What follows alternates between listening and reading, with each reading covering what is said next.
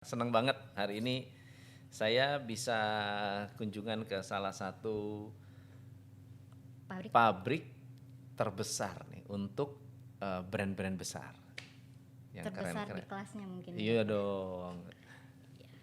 Sedang sibuk apa coach kira-kira? Sekarang lagi banyak project untuk develop software untuk UKM yang bantuin UKM bisa lebih tersistemasi.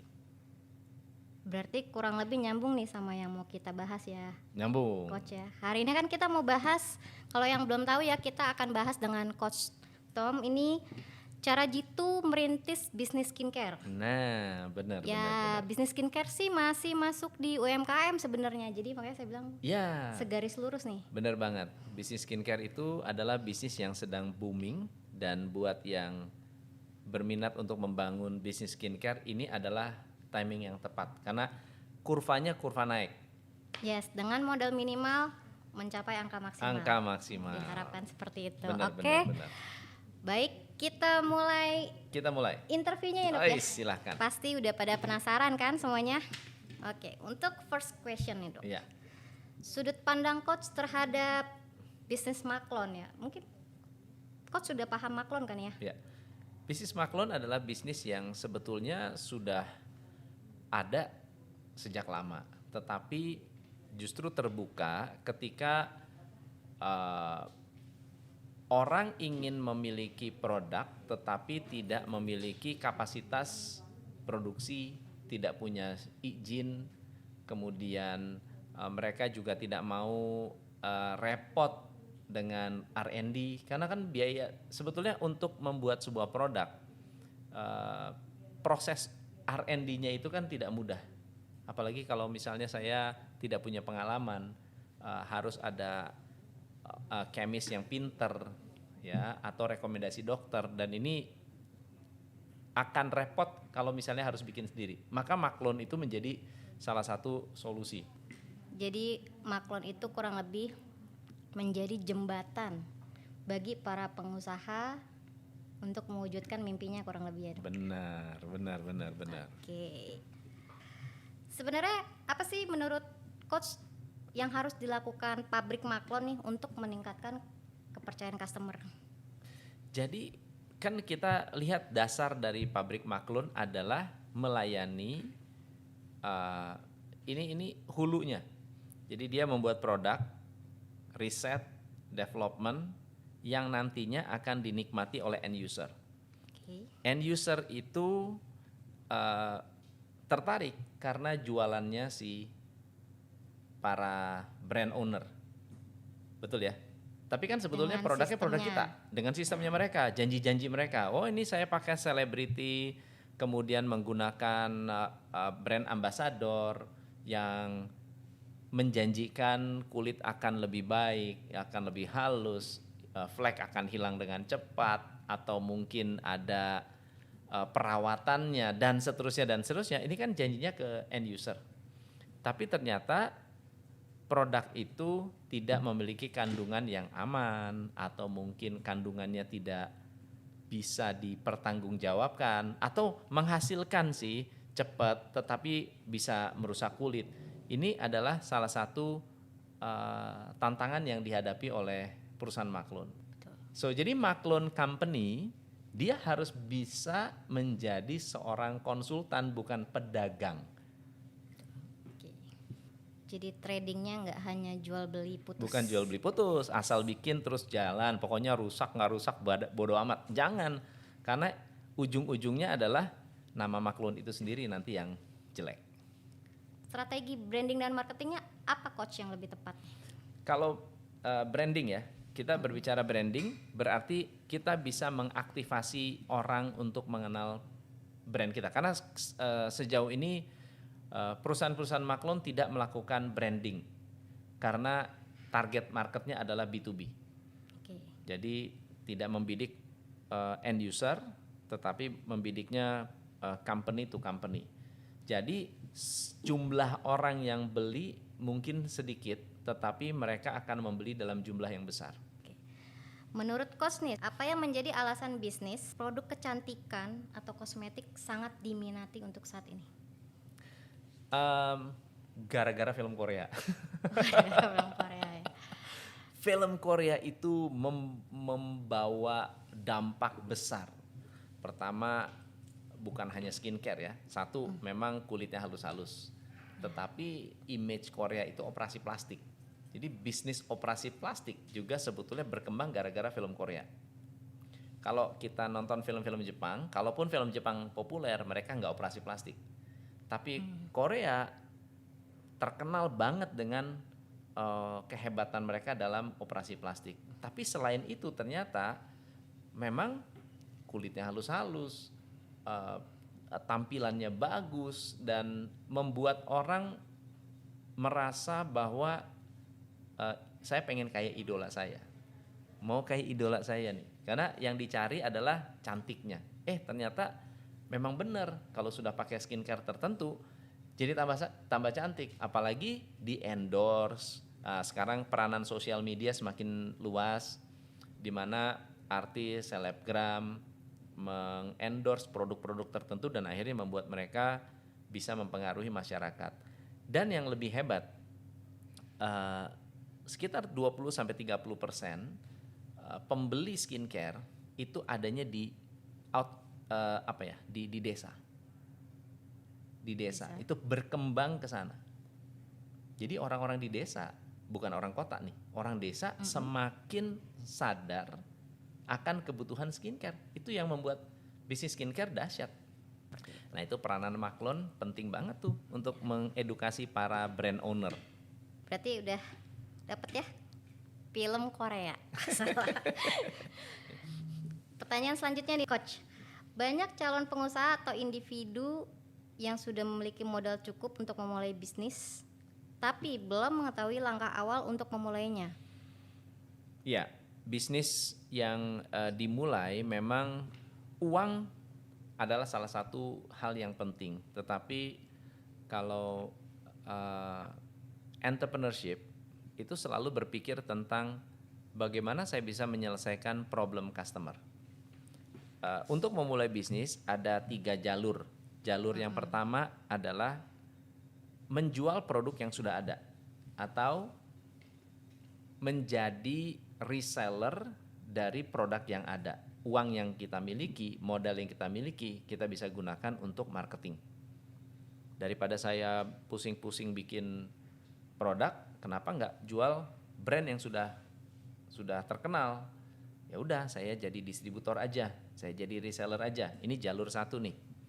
Jalur yang kedua adalah mengimprove produk yang sudah ada. Barangnya mirip atau produknya mirip, tapi saya bisa improve. Mungkin dulu ada odol merek A, dia bisa membersihkan gigi, sekarang dia tambah fluoride.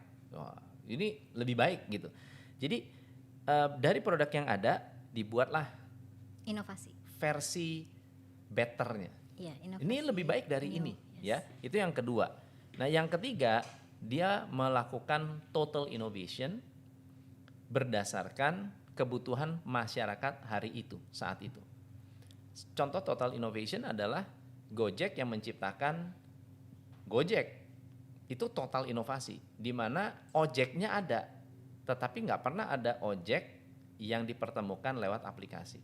Okay. Dan buat para pengusaha yang ingin mengembangkan bisnis, tentunya dia harus tahu kekuatan dan kelemahan mereka.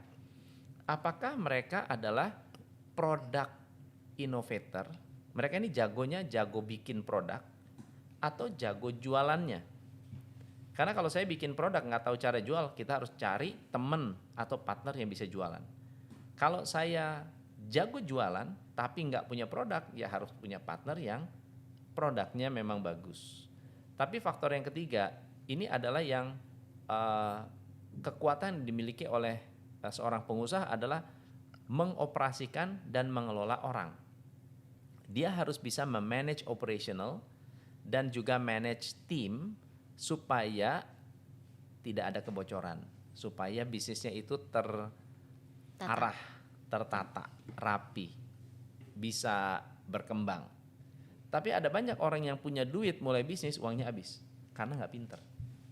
Tidak pintar, tidak piawai mengelola. Betul.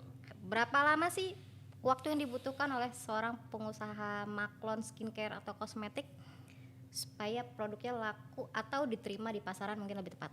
Pasti jumlah waktu yang saya butuhkan sangat panjang untuk memperkenalkan produk ini. Tapi kalau misalnya saya punya uang, saya bisa membeli awareness, saya bisa membeli conversion, saya bisa membeli retention.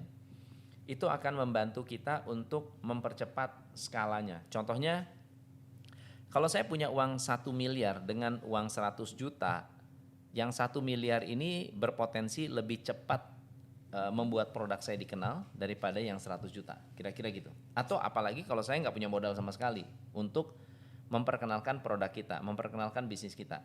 Makanya kalau kita memulai bisnis, memang harus ada budget yang kita alokasikan untuk untuk promosi. Istilah sekarang trennya bakar duit. Bakar duit. Tapi sebetulnya nggak harus bakar duit. Nggak harus bakar duit karena kalau produknya bagus, kita promosikan, kemudian orang belanja, uangnya bisa kita kembalikan untuk promosi. Sementara yang masalah adalah bakar duit karena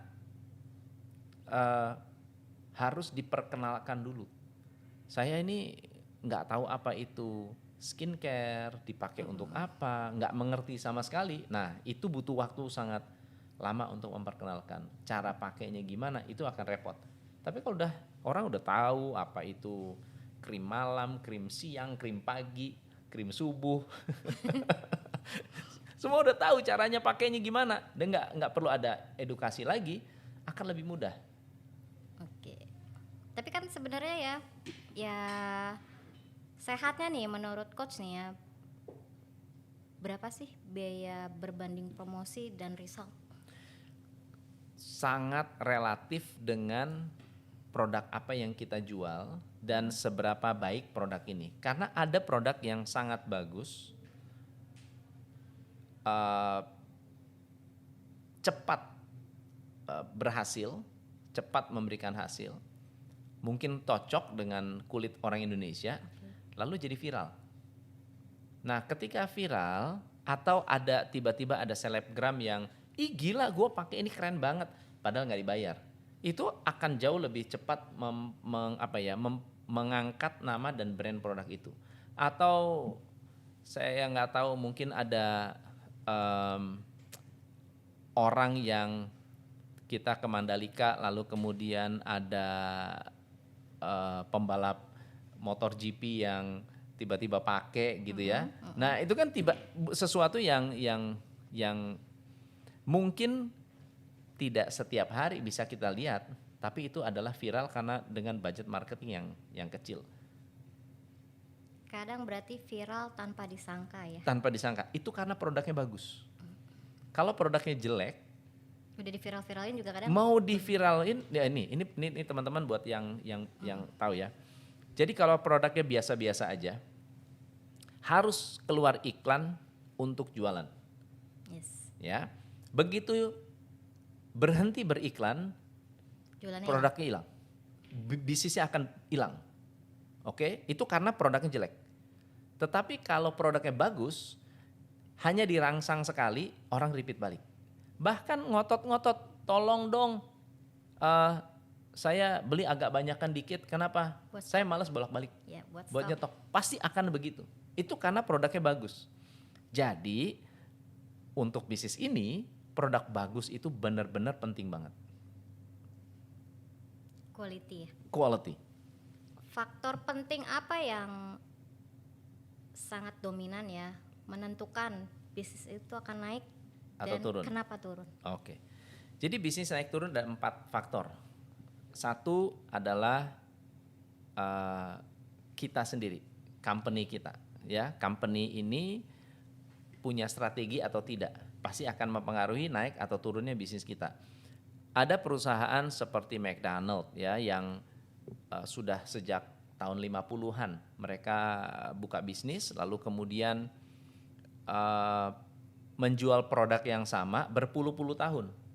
Produknya sama loh, Betul. nggak ada inovasi loh, nggak bikin nasi goreng, nggak bikin apa, nasi uduk sekali-sekali keluar tapi abis itu nggak ada lagi. Tapi Seasonal. main produk dia itu sudah puluhan tahun. Nah, apa yang dia lakukan?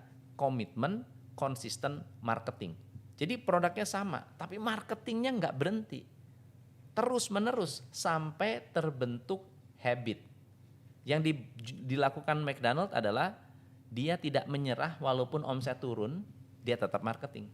Walaupun krisis, dia tetap marketing. Walaupun tidak laku, tetap marketing. Akhirnya membuat orang percaya dan terbentuk sebuah habit. Nah, itu dari faktor company-nya. Nah, banyak dari business owner di luar sana yang mudah menyerah.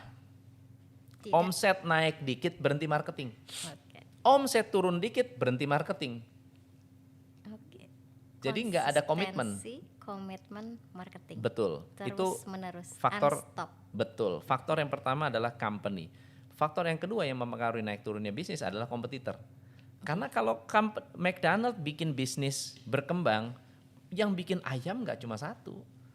Termasuk ada ayam geprek, dia tetap maju kok, dia tetap naik. Tetapi pasti terganggu. Pasti ada yang, wah saya bikin hijab saya bagus. Dulu jualan ribuan, tiba-tiba kompetitor bikin produk yang sama. Bisa pindah nggak? Ya bisa. Itu mempengaruhi naik turunnya bisnis kita. Pertanyaannya, kita punya produk yang unik atau tidak? Kita punya brand yang unik atau tidak? Kalau kita nggak unik, pasti akan pindah ke kompetitor. Jadi faktor yang kedua adalah kompetitor. Nah, faktor yang ketiga namanya change. Change ini adalah perubahan yang terjadi di masyarakat. Perubahan yang terjadi di lingkungan, politik, ekonomi. Change, kita ngalami COVID-19, itu adalah change. Satu perubahan yang tidak disangka-sangka, tidak diduga, ya terjadi.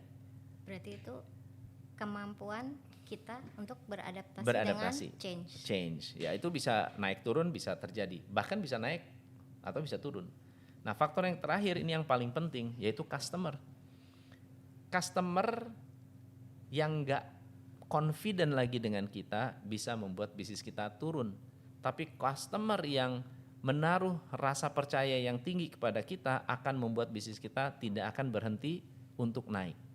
So, 4 faktor itu harus dikelola. Misalnya contoh ya, saya punya warung, datang ibu-ibu sama anak kecil. Ya, anaknya saya kasih permen gratis. Kira-kira apa yang dilakukan oleh mamanya? Kasih tahu ke tetangganya bahwa Ngasih tahu ke atau terpaksa dia akan belanja. Terpaksa dia akan belanja. Kenapa? Karena nggak enak. Itu namanya hukum reciprocity atau hukum balas budi. Sekarang kalau kita mau customer setia dengan kita, kita harus membuat customer merasa punya hutang budi kepada kita. Jadi untuk bisa membuat customer punya hutang budi, ini saya sederhanakan ya. Kita perlu membuat mereka merasakan value dari perusahaan kita, dari produk kita sebanyak-banyaknya, sesering-seringnya dalam berbagai macam bentuk. Apakah kita memberi edukasi, apakah kita memberikan free sample, apakah kita memberikan entertainment untuk mereka. BCA bikin gebiar BCA bertahun-tahun sehingga membuat orang nggak bisa lupa BCA, nggak bisa. Dan bahkan menjadi acara yang dinantikan. Nggak bisa lupa tuh, nggak bisa lupa. Setiap minggu ada gebiar BCA, nggak, itu dipaksa, orang dipaksa untuk lupa, nggak bisa. Acaranya udah nggak ada, orang tetap ingat. Why? Karena BCA giving value yang buat orang utang budi. Ya, ngomongin nggak pernah jualan loh, nggak bilang oh ayo datang ke BCA, ayo, nggak ada. Dia cuma entertain. Ada apresiasi, ada lucunya, ada hiburannya, ada macam-macamnya. So jadi bagaimana brand bisa memberikan value dalam berbagai macam bentuk, edukasi, entertainment, apresiasi dan seterusnya yang membuat customer merasa saya hutang budi sama Neo. Terima kasih untuk saran-saran untuk pabrik kami. Semoga dapat memotivasi calon dan pengusaha dan tentunya memotivasi Neo. Bagaimana dengan modal yang minimal dalam berusaha dan mengusahakan kita akan mendapatkan hasil yang maksimal. Ya, Yes. itu tujuannya, supposnya. Thank you so much. Semoga kita bisa sharing di lain kesempatan ya. Sampai jumpa.